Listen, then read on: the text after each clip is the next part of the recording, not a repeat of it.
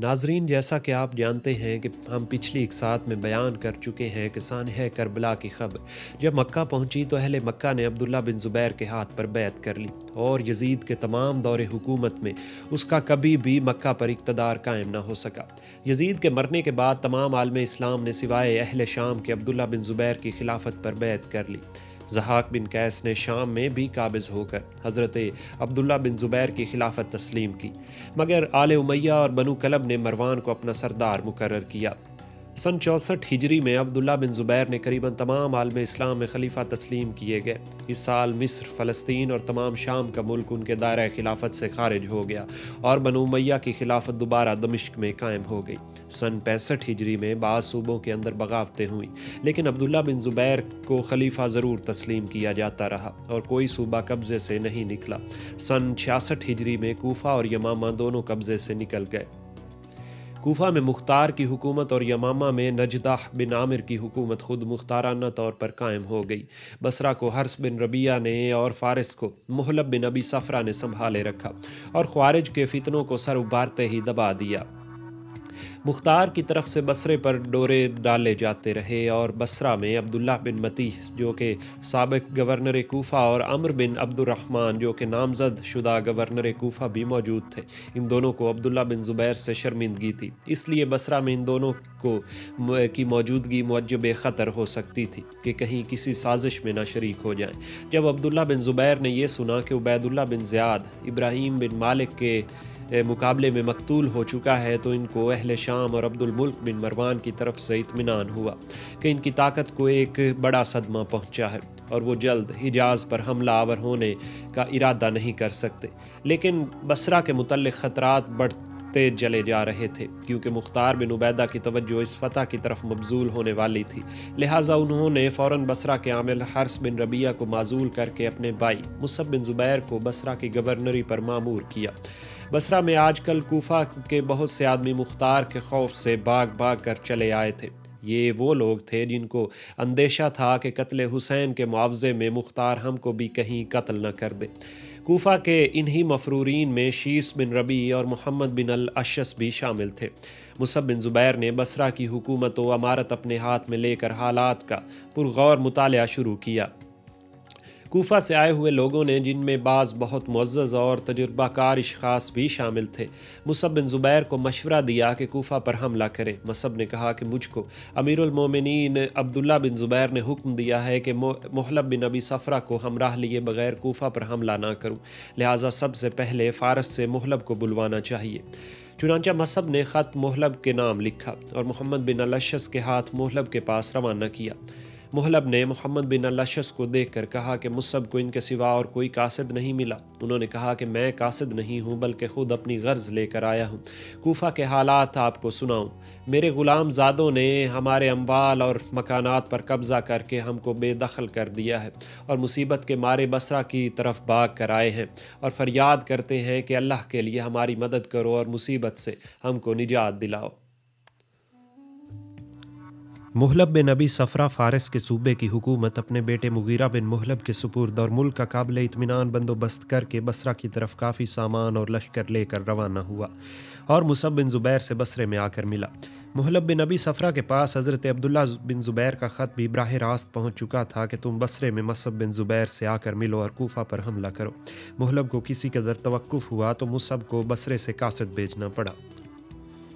جب حضرت عبداللہ بن زبیر کوفہ پر شاید چڑھائی کرنے میں تعامل فرماتے، لیکن مختار نے جب کوفہ میں لوگوں کی بڑی تعداد کو کثرت سے قتل کیا تو اس کے استحصال میں توقف کرنا کسی بھی طور پر مناسب نہ سمجھا اور محلب کو خط لکھا اور مصعب کو تاکید کی کہ کوفہ میں جا کر بغیر محلب کے آئے ہوئے کوفہ کی طرف حملہ آور نہ ہونا۔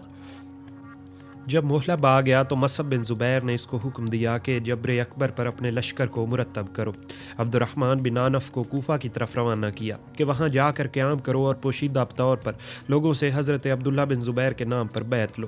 عباد بن حسین حتمی تمیمی کو مقدمۃ الجیش کا افسر بنایا۔ میمنہ پر عمر بن عبید اللہ بن معمر کو اور میسرہ پر محلب بن ابی صفرہ کو مامور کیا اور قلب لشکر کی سرداری خود مصعب بن زبیر نے اپنے پاس رکھی۔ اس طرح یہ لشکر مرتب ہو کر بصرہ سے کوفہ کی جانب روانہ ہوا۔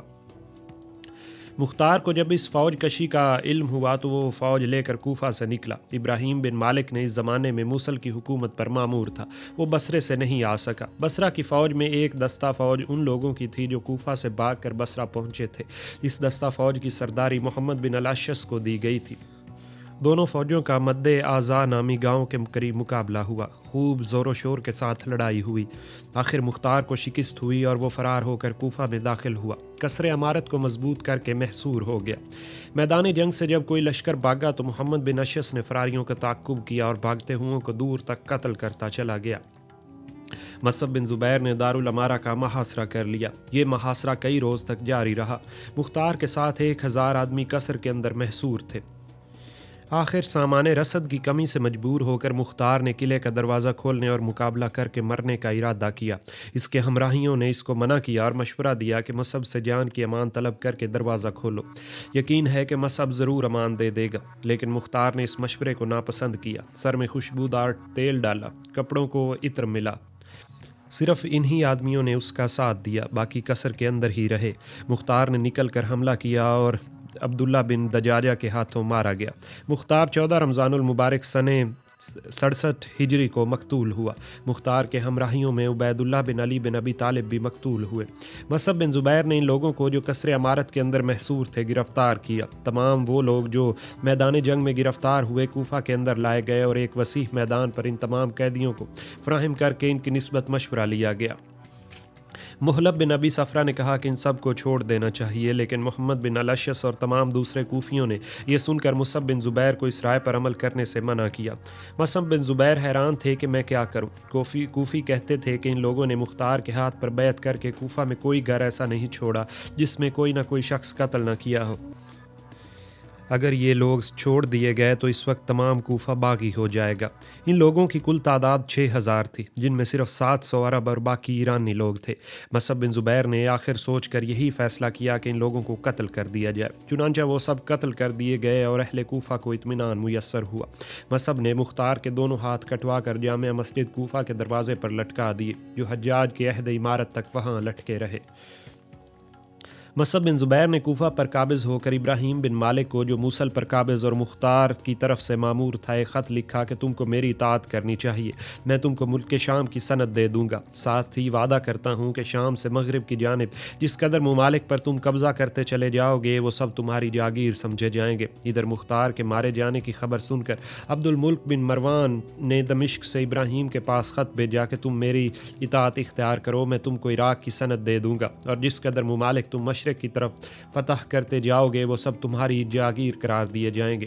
دونوں طرف سے ایک ہی قسم کے خطوط ابراہیم کے پاس پہنچے۔ اس نے عبد الملک پر مصعب کو ترجیح دی اور کوفہ میں آ کر حضرت عبداللہ بن زبیر کی خلافت تسلیم کر کے مصعب کے ہاتھ پر بیعت کی۔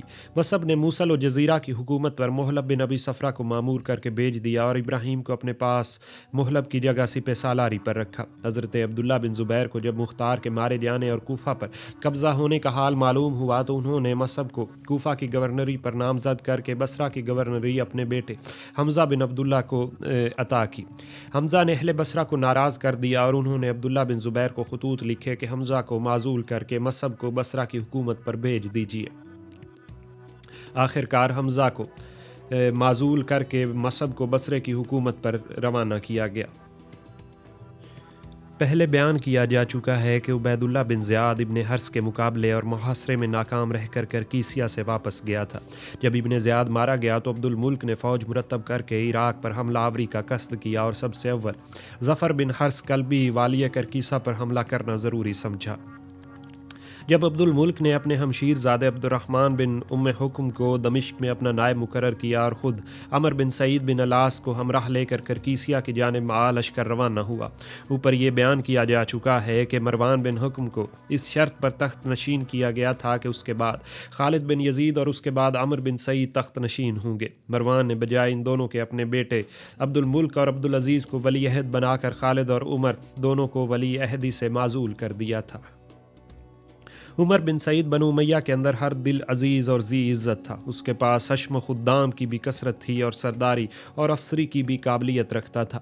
مروان کے بعد جب عبد الملک تخت نشین ہوا تو عمر بن سعید کے ساتھ اس نے ایسا سلوک کیا جس سے اس کے دل کا انقباض دور ہو گیا۔ اب جب کہ عبد الملک فوج لے کر کرکیسیا کی جانب روانہ ہوا تو عمر بن سعید نے اس سے راستے میں کہا کہ آپ اپنے بعد میرے لیے تخت خلافت کی وصیت کر دیں اور مجھ کو اپنا ولی عہد مقرر فرمائیں۔ اس قسم کے وعدے عمر بن سعید کے ساتھ شروع ہی سے کیے گئے تھے، وہ صرف ان کا باقاعدہ اعلان چاہتا تھا۔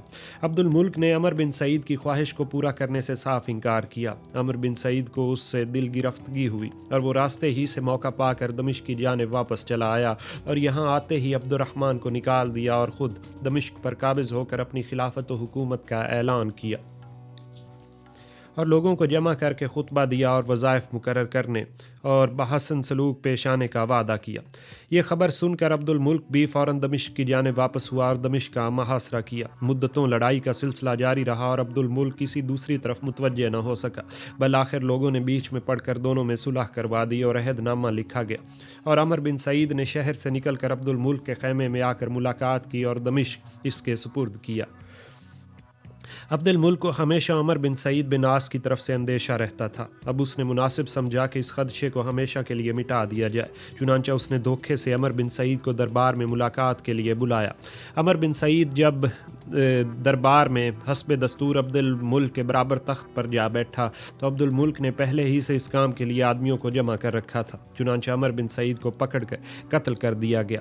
عمر بن سعید کے بھائی یحییٰ کو خبر ہوئی تو وہ 1000 آدمیوں کے ساتھ دارالامارہ پر چڑھ آیا اور اس کا محاصرہ کیا۔ عبد الملک نے عمر بن سعید کا سر کاٹ کر اوپر سے ان لوگوں کی طرف پھینک دیا اور ساتھ ہی روپیوں اور اشرفیوں کو بھی بکھیر دیا۔ لوگ روپے اور اشرفیوں کو اٹھانے میں مصروف ہو گئے اور یحییٰ تنہا کھڑا رہ گیا۔ آخر یحییٰ کو گرفتار کر کے قید کر دیا گیا اور عمر بن سعید کے لڑکوں کو بھی یحییٰ کے پاس جیل خانے میں بھیج دیا گیا۔ یہ لوگ اس وقت تک قید رہے جب مصعب بن زبیر قتل ہوئے اور عبد الملک کا عراق پر قبضہ ہوا۔ جیسا کہ پہلے بیان کیا جا چکا ہے کہ بصرہ پر چند مہینے یا 1 سال حمزہ بن عبداللہ بن زبیر نے حکومت کی۔ اس کے بعد بصرہ کا انتظام بھی مصعب بن زبیر کے ماتحت کر دیا گیا۔ مصعب بن زبیر نے خود بصرہ جا کر عمر بن عبداللہ بن معمر کو بصرہ میں اپنا نائب مقرر کیا اور حکم دیا کہ ضرورت پڑے تو خوارج کے مقابلے کی غرض سے خود فارس جائیے اور بصرے میں اپنی طرف سے کسی کو نامزد کیجیے۔ اس طرح اس نواح کے تمام عاملوں اور صوبہ داروں کا بھی مناسب تغیر و تبدل کر کے چند روز قیام کے بعد مصعب بن زبیر بصرہ سے پھر کوفہ چلے آئے۔ لیکن سن 70 ہجری میں ایسی صورتحال پیش آئی کہ فارس میں خوارج کے فتنے نے بہت زور پکڑا اور مغیرہ بن محلب اور عمر بن عبداللہ بن معمر دونوں خوارج کے فتنے کو نہ دبا سکے۔ مصعب بن زبیر نے موصل کی حکومت سے محلب بن ابی صفرہ کو تبدیل کر کے پھر فارس کی حکومت پر مامور کیا اور حکم دیا کہ وہاں جا کر خوارج کے فتنے کو فروغ کریں۔ اس میں شک نہیں کہ محلب بن ابی صفرہ سے بہتر کوئی دوسرا شخص خوارج کا علاج نہیں کر سکتا تھا۔ محلب بن ابی صفرہ نے کہا کہ میں تو فارس جانے سے خوش ہوں، مگر فی الحال مجھ کو موصل سے جدا کرنا آپ کے لیے بے حد مضر ثابت ہوگا، اس لیے کہ عبد الملک بن مروان نے خفیہ سازشوں کا ایک جال عراق میں پھیلانا شروع کیا ہے اور میں اس کی تدابیر کو خوب غور سے مطالعہ کر رہا ہوں۔ ایسا نہ ہو کہ میرے یہاں جدا ہونے کے بعد وہ تدابیر کامیاب ہو جائیں۔ مصعب بن زبیر نے فارس کی ضرورت کو اس موہوم ضرورت پر ترجیح دی اور محلب بن ابی صفرہ کو فارس کی طرف روانہ ہونا پڑا۔ مصعب بن زبیر کے پاس ابراہیم اور محلب 2 زبردست سپہ سالار اور تجربہ کار افسر تھے۔ انہوں نے ان دونوں میں سے ایک کو اپنے پاس سے جدا کر دیا، ساتھ ہی عبداللہ بن عازم کو خراسان کی حکومت پر روانہ کر دیا۔